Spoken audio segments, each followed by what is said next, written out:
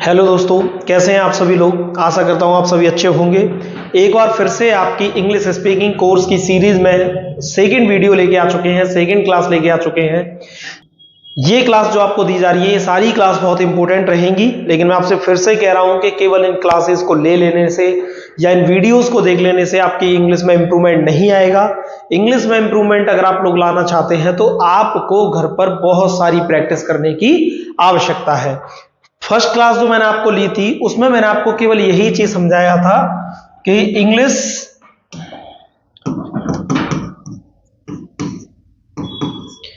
उसमें मैंने आपके क्वेश्चन का आंसर दिया था कि अगर हमें अपने जीवन में इंग्लिश सीखना है तो क्यों सीखना है, इंग्लिश हमारे लिए हमारी लाइफ में क्यों जरूरी है, क्या इंपॉर्टेंस होती है अपनी लाइफ में इंग्लिश लैंग्वेज की। क्योंकि कोई भी चीज स्टार्ट करने से पहले उसका एक वैलिड रीजन हमारे पास होना चाहिए। तो आई होप आप जिस भी फील्ड से होंगे उस फील्ड के अकॉर्डिंग आपको उसका आंसर मिला होगा। और एक चीज और क्रिस्टल क्लियर हो गई होगी कि आपको इंग्लिश सीखना भी है या नहीं भी सीखना है। क्योंकि अगर आपको उनमें से कोई किसी भी चीज की रिक्वायरमेंट होगी तो इंग्लिश आपको सीखनी ही पड़ेगी। ठीक है, अभी हम थोड़ा सा बेसिक से स्टार्ट करते हैं और बेसिक से स्टार्ट करेंगे तो बेसिक चीजें पढ़ेंगे। कई लोग कहते हैं कि स्पीकिंग क्लास की शुरुआत जब भी होती है तो कुछ टीचर ये कराते, कुछ टीचर वो कराते। देखिए, सबसे सिंपल सी बात ये है, मैं आपको शुरू में ही क्रिस्टल क्लियर कर देता हूं कि spoken language and written language both are totally different things. दोनों अलग अलग चीजें हैं। जब आप राइटिंग लैंग्वेज की तरफ जाओगे तो आपको बहुत सारी ग्रामेटिकल नॉलेज की आवश्यकता पड़ने वाली है जो सटीक होनी चाहिए। लेकिन वही स्पोकन लैंग्वेज में आप जाओगे तो आपको ग्रामेटिकल पोर्शन में इतना डीपली नहीं जाना है। ऊपर ऊपर से कुछ बेसिक चीजें आपको पता होना चाहिए। लेकिन आप ये सोचो कि बिल्कुल ही ग्रामर नहीं पढ़ना है, विदाउट ग्रामर आपकी ये चीजें इंप्रूव हो जाएंगी, दैट इज क्वाइट इम्पॉसिबल। तो बेसिक चीजें तो आपको पता होना चाहिए। अब मैं आपको बताना चाहता हूं कि इंग्लिश लैंग्वेज है क्या। तो इंग्लिश लैंग्वेज एक भाषा है, राइट। इंग्लिश लैंग्वेज क्या है? एक भाषा है। भाषा क्या है? भाषा की जरूरत क्यों होती है? तो बातचीत के लिए, कन्वर्जेशन के लिए, एक दूसरे से अपने विचारों के आदान प्रदान के लिए हमें भाषा की आवश्यकता होती है। अब भाषा में हम बोलते क्या हैं? तो भाषा में हम बोलते हैं वाक्य। क्या बोलते हैं? वाक्य। उन छोटे छोटे सेंटेंसेस के कॉम्बिनेशन को अपन बोलते हैं कन्वर्जेशन, राइट। अब आप ये बताइए कि अगर आपको वाक्य बनाना है इंग्लिश लैंग्वेज में तो आपको कुछ बेसिक चीजों की आवश्यकता नहीं पड़ेगी। ग्रामेटिकल लेवल पर कुछ छोटी मोटी चीजें तो समझनी पड़ेंगी ना। तो चलिए वहीं से शुरुआत करते हैं और कुछ बेसिक चीजें मैं आपको समझा रहा हूं जो आपने पढ़ी होंगी लेकिन इतने इंटरेस्टिंग तरीके से कभी भी नहीं पढ़ी होंगी। चलिए बात करते हैं क्या, the most important topic of English language, tense. Tense क्यों जरूरी है समझिए। टेंस सेंटेंस बनाने के लिए जरूरी है, समझ गए। टेंस सेंटेंसेस जो हम बता रहे थे ना कि भाषा में छोटे छोटे सेंटेंसेस हमको बोलने होते हैं, उन सेंटेंसेस को बनाने के लिए हमें कहीं ना कहीं थोड़ी बहुत टेंस की जरूरत पड़ती है। लेकिन अपन इसको उस तरीके से नहीं रटेंगे जैसे हम रटते चले आए। आपको बेसिक से मैं इन चीजों को समझाऊंगा। देखिए समझिए, टेंस होता क्या है। टेंस में दो चीजों को आप देख लीजिए अच्छे से। मेरे अकॉर्डिंग टेंस में आप जो देखोगे वो रहेगा आपका टाइम और वर्क, राइट। टेंस में हमें दो चीजों का क्रिस्टल क्लियर पता होना चाहिए कि एक तो टाइम और दूसरा वर्क। क्या बोला मैंने? एक तो टाइम और दूसरा वर्क। ये चीजें हमें बहुत अच्छे से पता होना चाहिए। अब टाइम क्या होता है? देखिए, आप कोई भी काम करेंगे तो वो काम जिस समय पर हो रहा है,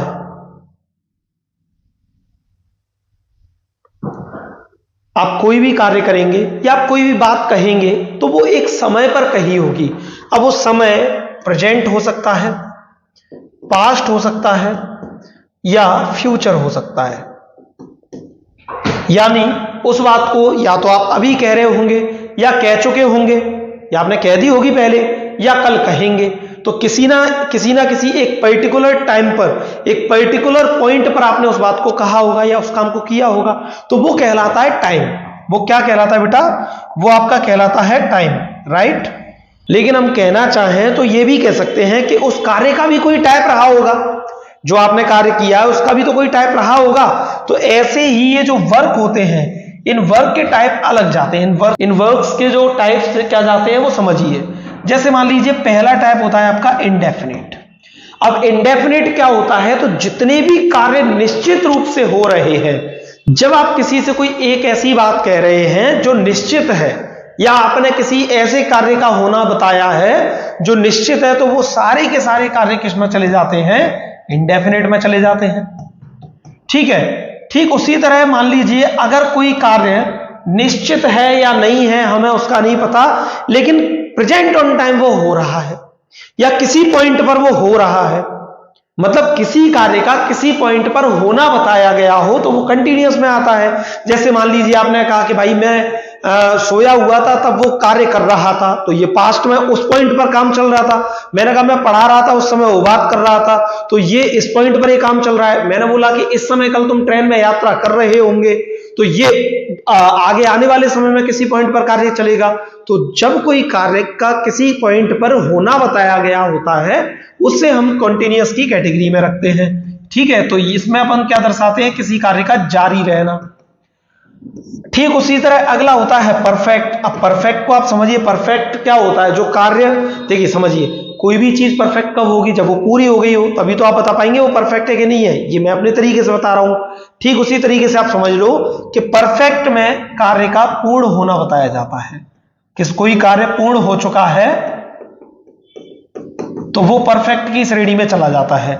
अभी जो नेक्स्ट है आपका वो है परफेक्ट कॉन्टिन्यूअस।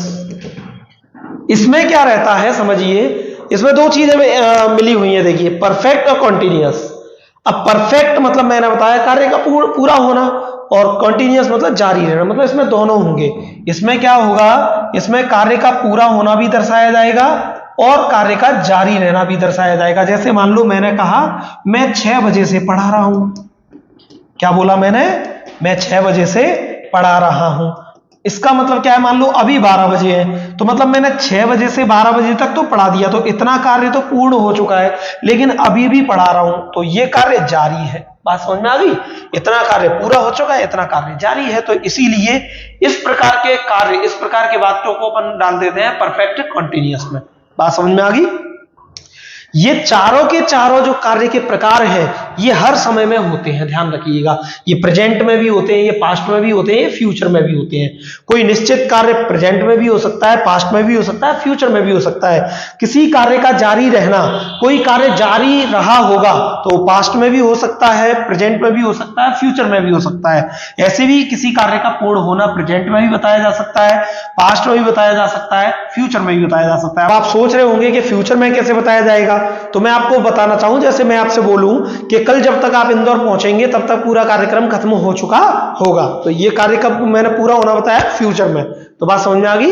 ये चारों ही कार्य तीनों प्रकार के समय में हो सकते हैं। क्लियर? तो अगर आपसे पहली बात तो पूछना नहीं है क्योंकि आप स्पोकन सीख रहे हो, लेकिन अगर आप अपने आप में बेसिक नॉलेज रखना चाहते हो तो अगर आपसे कोई पूछे कि टेंस क्या है तो आप बता दो टाइम प्लस वर्क। क्या है? Time plus work. ये हमारा हिस्सा नहीं है स्पोकन का, ध्यान रखिए। ये केवल आपको बेसिक से आना चाहिए, केवल ये बोल के थोड़ी बताना है आपको किसी को, लेकिन बेसिक से पता होना चाहिए कि ये किस टाइम का है और किस कार्य का है। बात समझ में आ गई? हालांकि आप एक चीज समझिए, इतना सब चीजें पढ़ के याद करके आप इंग्लिश बोलना नहीं सीख सकते, क्योंकि इंग्लिश प्रैक्टिस से ही आएगी। समझ में आई बात? इंग्लिश प्रैक्टिस से ही आएगी, इंग्लिश रट के नहीं आने वाली। रट के आप कब तक सोचोगे, कब तक माइंड में ये चीजें लाओगे? लेकिन मैं आपको बता रहा हूं क्योंकि बेसिक कंसेप्ट आपके क्लियर होने चाहिए। ठीक है? हाँ, लेकिन अब जो चीज मैं आपको बताने जा रहा हूं, इस चीज को आप चाहे रट्टा मारो, चाहे आप कैसे भी इसको अपने दिमाग में रखो, लेकिन ये चीजें आपके माइंड में क्रिस्टल क्लियर रहनी चाहिए, क्योंकि ये मैं आपको बहुत सरल तरीके से बता रहा हूं। इसका मतलब ये नहीं कि सरल है, इसमें आप ये मान लो बहुत सारे आपके ग्रामेटिकल क्वेश्चन बन जाते हैं। कॉम्पिटिटिव एग्जाम में भी यहां से भर भर के क्वेश्चन आते हैं। बात समझ में आ रही है? मतलब मैं बात कर रहा हूं कॉम्पिटिटिव लेवल की, स्पोकन लैंग्वेज की क्लास में मैं आपको बता रहा हूं कॉम्पिटिटिव एग्जाम्स की, तो वहां भी ये चीजें भर भर के पूछी जाएंगी और आपकी रोजमर्रा की बोलचाल में तो ये चीज बहुत जरूरी होने वाली है। सो अब मैं आपको जो आज की वीडियो का पार्ट समझाने वाला हूं वो बहुत इंपॉर्टेंट पार्ट है और आप इसको बिल्कुल भी अंडर एस्टिमेट मत करिएगा। मैं बताऊं प्रॉब्लम क्या है आज के यूथ की। आज का यूथ कोई भी चीज टेम्पररी चालू तो कर देता है, बट उसको बहुत लंबे समय तक रेगुलर नहीं रख पाता है ना। मान लीजिए किसी भी प्रकार का कार्य हो, अगर उसको किसी भी लाइन में जाना है तो आज का यूथ उस लाइन में अपना काम करना एक टेम्पररी लेवल पर चालू करता है, लेकिन लॉन्ग टर्म तक उसको लेके नहीं जा पाता। This is the biggest problem of today youth. तो मैं आपको यही बताना चाहता हूं कि आप जब तक किसी भी चीज को समय नहीं दोगे, वो भी रेगुलर टाइम नहीं दोगे ना, तब तक आपका उस चीज में कुछ नहीं होने वाला है। तो अगर आप आज स्पोकन क्लास के लिए यहाँ आए भी हैं तो आपको इसी चैनल पर रेगुलर वीडियोस अटेंड करनी पड़ेंगी। मैंने आपको बताया कितनी वीडियोस लेनी है, टोटल 60 वीडियोस आपके लिए आएंगी। ठीक है, क्या प्रॉब्लम हुई है इसमें? 60 वीडियोस हैं, घर मिलेंगी, घर बैठ के पढ़ना है, बेड पे पढ़ो, टेबल पर बैठ के पढ़ो, जहां मन है वहां पढ़ो, वैसे पढ़ो। 60 वीडियोस देखना है, इनके अकॉर्डिंग आपको अपने नोट्स तैयार करने और प्रैक्टिस करनी है, बस इतनी सी बात है। After 60 videos you will feel, after 60 videos आपको ये चीज रियलाइज होगी कि आपकी इंग्लिश कई हद तक इंप्रूव हो चुकी है, बल्कि आप बहुत अच्छे से इंग्लिश बोलना और समझना सीख चुके हैं। So consistency is the most powerful weapon to achieve anything in your life. If you are not consistent in your life, you can't achieve anything. The most important key to get success in any field to be consistent in your life. It doesn't matter that you are working on ground level. It doesn't matter that you are working on high level. इससे लेके last तक आप consistent हो, आप हमेशा success हैं, हमेशा success रहेंगे। ध्यान रखिए, केवल कंसिस्टेंसी ही आपको सक्सेस बनाती है, नथिंग एल्स। मैंने ये जो आपको यहाँ लिखे दिख रहे हैं, इन्हें इंग्लिश लैंग्वेज में सब्जेक्ट बोला जाता है। ये सब क्या है? सब्जेक्ट। और वैसे बोला जाए तो प्रोनाउन। ठीक है, नाउन की जगह यूज किया जाता है, तो प्रोनाउन का भी काम कर जाते हैं। तो ये वर्ड्स बहुत ज्यादा कंफ्यूज करते हैं, बहुत ज्यादा प्रॉब्लम होती है। जो बिगिनर्स हैं उनको ज्यादा प्रॉब्लम होती है, क्योंकि हेल्पिंग वर्ब का वो सटीक यूज नहीं कर पाते। तो आज मैं आपको जिस तरीके से ये चीज समझाने वाला हूं, आप ये मान लो आपके लिए जीवन भर के लिए इसका बिल्कुल टेंशन खत्म हो जाएगा कि कब किसके साथ कहां कौन सी हेल्पिंग वर्ब आने वाली है। समझ में आई बात? तो समझिए, जैसे कि इसमें से आई और वी है, इसको अगर बोला जाए तो इसको फर्स्ट पर्सन बोलते हैं। ठीक है, यू इसको सेकेंड पर्सन बोलते हैं, और इनको छोड़कर बाकी जो कुछ भी होता है इन सबको क्या बोला जाता है? Third person. इनको क्या बोला जाता है? Third person. ठीक है, बात समझ में आ गई? इंग्लिश लैंग्वेज में आई और बी को फर्स्ट पर्सन कहा जाता है, यू को सेकेंड पर्सन कहा जाता है, और बाकी सबको क्या बोला जाता है? Third person. Is that clear? चलिए आगे बढ़ते हैं। सबसे पहले हम बात करते हैं प्रेजेंट टाइम की। किसकी बात करते हैं? प्रेजेंट की। और प्रेजेंट में हमने वर्ब कौन सा बताया था? मान लीजिए इंडेफिनिट। ठीक है, प्रेजेंट में वर्ब कैसे कौन सा बताया था? इंडेफिनिट। अगर हम बात करें दोनों की अलग अलग तो कैसे समझ में आएगा? तो देखिए, प्रेजेंट किसी भी वाक्य में पीछे है, हूं या हो ऐसा कुछ लगा दिख जाए तो आप उससे समझिएगा हम बात कर रहे हैं टाइम कौन सा है, वो प्रेजेंट है। और अगर आपको किसी भी वाक्य में ता, ती, ते ऐसा कुछ लगा दिखे तो आप समझिएगा कि आप कौन से कार्य की बात कर रहे हैं? आप बात कर रहे हैं इंडेफिनिट की। क्लियर? मैंने क्या बोला? किसी वाक्य में आपको लास्ट में है, हूं, हो लगा दिखे और ताती ते लगा दिखे तो आप समझ लीजिए उसमें टाइम तो है आपका प्रेजेंट और वर्ब है आपका इंडेफिनिट। अब है और ता ये दोनों जब साथ आते हैं तो स्थिति बनती है हेल्पिंग वर्ब वाली। अब है और ता जब साथ आएंगे तो हमें चाहिएगी हेल्पिंग वर्ब जो यूज करनी होगी सेंटेंस में, तो उस हेल्पिंग वर्ब को किसके साथ कैसे यूज किया जाएगा वो चीज मैं आपको समझाना चाहता हूं। तो देखिए, एक बात ध्यान रखिए, प्रेजेंट इंडेफिनिट हम कौन सी बात कर रहे हैं? Present indefinite. तो प्रेजेंट इंडेफिनिट में हेल्पिंग वर्ब आपकी होती है डू डज। ठीक है, और ये डू डज उन वाक्यों में आती हैं जिन वाक्यों में नॉट या क्वेश्चन मार्क होगा। अब जिन वाक्यों में नॉट और क्वेश्चन मार्क नहीं होगा उसमें क्या होगा? उसमें वर्ब की फर्स्ट फॉर्म आएगी या फिर वर्ब में एस आएगी। क्लियर? ये चीज आपको क्लियर हो गई? यहां तक क्या बताया मैंने कि हेल्पिंग वर्ब होती है डू डज, और ये डू डज कब आती है? जब वाक्य में नॉट हो या क्वेश्चन मार्क हो। अगर नॉट और क्वेश्चन मार्क नहीं है तो फिर वो वाक्य तो उसमें क्या यूज होगा? वर्ब की फर्स्ट फॉर्म या वर्ब में एस। अब ये नॉट और क्वेश्चन मार्क का क्या फंडा है तो ये मैं आपको अगली वीडियो में समझाऊंगा, जिसमें मैं आपको टाइप्स ऑफ सेंटेंसेस पढ़वाऊंगा। ठीक है, तो टाइप्स ऑफ सेंटेंसेस जब मैं आपको पढ़ाऊंगा तब आपके ये नॉट और क्वेश्चन मार्क वाली बात क्लियर हो जाएगी। तब तक आप ये समझ लो कि अगर आप अपने बोलचाल वाली भाषा में नहीं का इस्तेमाल कर रहे हैं या आपने उसमें कोई क्वेश्चन कर लिया है, क्या, क्यों, कब, कहां, कैसे, ऐसा कोई वर्ड लगा दिया है तो आप उसमें डू डज का इस्तेमाल करेंगे। लेकिन अगर आप उसमें नहीं का इस्तेमाल नहीं कर रहे हैं, आप कोई क्वेश्चन भी नहीं पूछ रहे हैं, तो फिर आप उसमें क्या करोगे? जो भी वर्ब होगी उसको फर्स्ट फॉर्म में रखेंगे या उस वर्ब में क्या लगाएंगे? एस या यस लगाएंगे। समझ में आ गई बात? जैसे समझिए, मैं आपको बता दूं कि आई के साथ हमेशा डू का इस्तेमाल किया जाता है, वी के साथ हमेशा डू का इस्तेमाल किया जाता है, यू के साथ हमेशा डू का इस्तेमाल किया जाता है, दे के साथ हमेशा डू का इस्तेमाल किया जाता है, ही के साथ हमेशा डज का इस्तेमाल किया जाता है, सी के साथ हमेशा डज होता है, इट के साथ हमेशा डज होता है।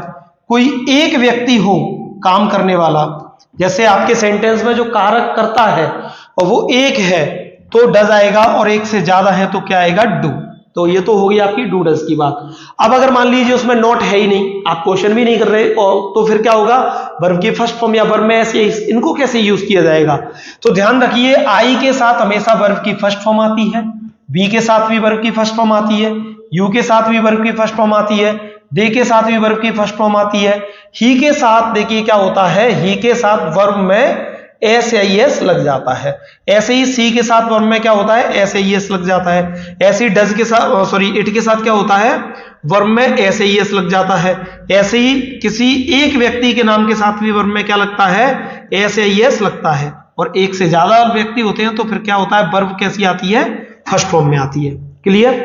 उम्मीद करता हूं यहां तक कोई प्रॉब्लम नहीं रही होगी। समझिए, कुछ एग्जाम्पल से मैं आपको समझाता हूं। जैसे आपने बोला वह खाता है, वह खाता है, क्या समझाया मैंने आपको, वह खाता है। अब आप इसमें देखेंगे कि पीछे क्या लगा हुआ है, आपका पीछे लगा हुआ है और यहां लगा है तातु है ने बता दिया आपको कि हाँ भाई प्रेजेंट का टाइम है, और ता ने बता दिया कि वर्क कौन सा है, आपका वर्क है इंडेफिनिट। अब जब आपको पता लगा कि टाइम प्रेजेंट है, वर्क इंडेफिनिट है, तो आपको याद आएगा डू डज, या वर्ब की फर्स्ट फॉर्म या वर्ब में एस या एस। अब आपने देखा कि इसमें नहीं है और क्वेश्चन मार्क भी नहीं है, तो मतलब डू डज तो आएगा नहीं। तो फिर आपको पता लगा कि इसमें आपको या तो वर्ब की फर्स्ट फॉर्म लगानी होगी या वर्ब में एस या एस लगाना होगा। तो अब आप इसको कैसे बनाएंगे, तो वह को क्या बोलते हैं इंग्लिश में, ही, और खाना को क्या बोलते हैं, ईट। अब आपने देखा कि भैया ही ये रहा, तो सर ने क्या बताया कि ही में वर्ब में क्या लगता है, एस या एस लगता है, तो ईट में आपने क्या लगा दिया, एस लगा दिया, तो क्या हो गया, ही ईट्स। ठीक है, अब यहां से बात देखो, ये अब आप बोले, अब कोई टीचर आके बोले कि भैया इतना डिटेल में पढ़ाने की जरूरत क्या पड़ती है, बिल्कुल पड़ती है भाई साहब। अब यहां से आगे स्पोकन की बात स्टार्ट होती है कि आप इसकी प्रैक्टिस कितना करेंगे। तो आपको एक टाइप, समझिए मैंने अभी बोला था आपको टाइप्स ऑफ सेंटेंसेस पढ़ाऊंगा, वो पढ़ाऊंगा तब पढ़ाऊंगा, आप यहां से समझ लो कि एक टाइप का सेंटेंस तो ये आ गया आपके लिए कि जब भी आपको इस प्रकार का कोई सेंटेंस बोलना हो जिसमें ता हो लगता हो, जैसे कि वह खाता है, मैं पीता हूं, मैं सोता हूं, मैं भागता हूं, मैं दौड़ता हूं, मैं देखता हूं, मैं लिखता हूं, वह पढ़ती है, वह रोती है, वह पढ़ती है, वह खाती है, वह सोती है, वह नहाती है, ये जितने भी प्रकार के इस प्रकार के सेंटेंस बोलो आप समझ लो उसमें यही कहानी इस्तेमाल की जाने वाली है। समझ में आ गई बात? अब आपने देखा मैंने बोला कि मैं लिखता हूं, ठीक है, अब आपने देखा कि मैं लिखता हूं तो सब्जेक्ट क्या हो गया आपका, आई। ठीक है, लिखना को क्या बोलते हैं, राइट।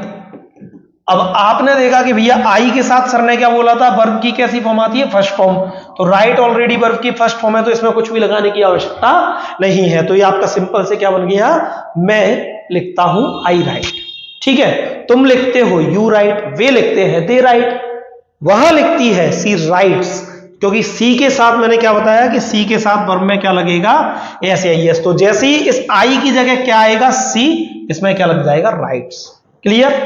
अब मान लीजिए इसी में लग के क्या आ जाए आपका, इसी में लग के आ जाए नहीं, मैं नहीं लिखता हूं, तो मैंने क्या बोला कि जब नहीं आ जाएगा तो क्या लगेगा, डू डज। अब आई के साथ क्या बताया मैंने, तो देखो आई के साथ मैंने बताया हुआ है डू, तो क्या बन जाएगा, आई डू, और नहीं के लिए क्या लग जाएगा, नॉट, और राइट का राइट, क्या बन जाएगा, आई डू नॉट राइट।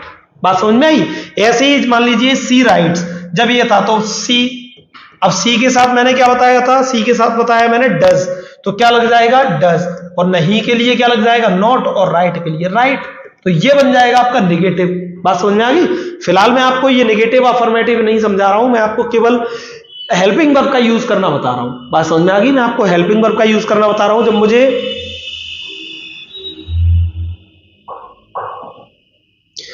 जब मुझे ये चीज समझानी होगी तो मैं आपको टाइप्स ऑफ सेंटेंसेस के अंदर ये सारी चीजें बताऊंगा कि नेगेटिव कैसे बनाते हैं, इंटेरोगेटिव कैसे बनाते हैं। बात समझ में आ गई यहां तक? चलो। अब मान लीजिए बात करते हैं आगे, आपका कार्य तो वही रहे इंडेफिनिट, राइट, कार्य आपका वही है, टाइम बदल जाए।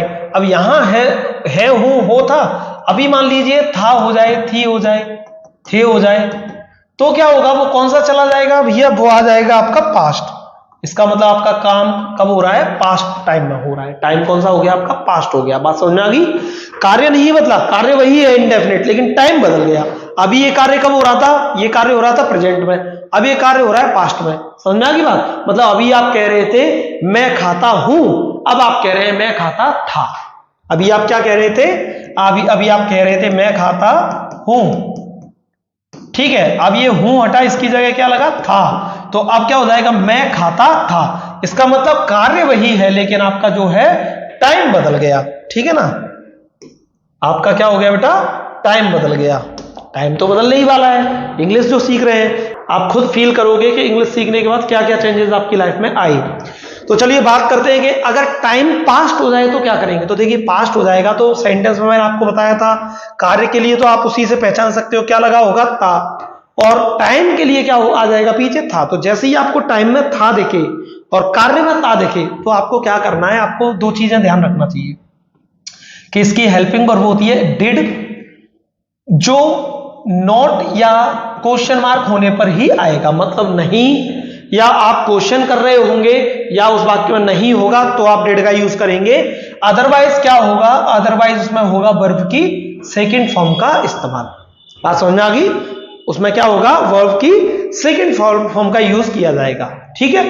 अब आप समझेंगे इसी सब्जेक्ट के अनुसार, ये जो सब्जेक्ट दिए हैं इनके अनुसार कब, कहां, किसके साथ कौन सी हेल्पिंग वर्ब का यूज किया जाता है।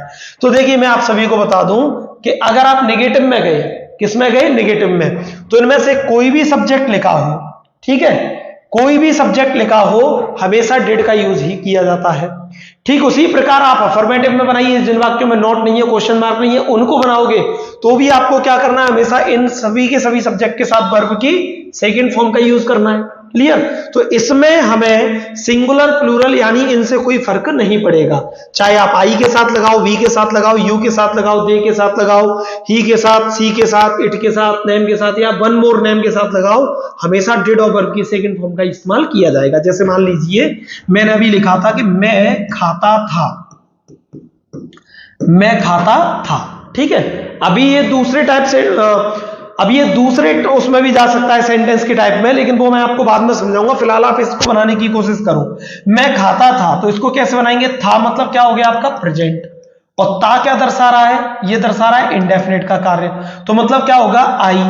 अब आई के लिए खाना क्या होता है, खाने को बोलते हैं ईट, लेकिन मैंने क्या बोला कि नहीं होगा, तो क्या होगा, वर्ब की सेकंड फॉर्म। अब ईट की सेकंड फॉर्म क्या होती है, एट, आई एट, ठीक है। जैसे मैंने बोला कि मैं सोता था, मैं सोता था, अब इसमें मान लीजिए सब्जेक्ट क्या है, आई, ठीक है। अब फिर से वही बात, नहीं है, क्वेश्चन मार्क नहीं है, तो फिर क्या होगा, वर्ब की सेकंड फॉर्म आएगी, तो क्या हो जाएगा, स्लीप, मतलब सोना, और स्लीप की सेकंड फॉर्म क्या होती है, स्लेप्ट, तो क्या आ जाएगा, स्लीप की जगह स्लेप्ट का यूज हो जाएगा वर्ब की सेकंड फॉर्म का।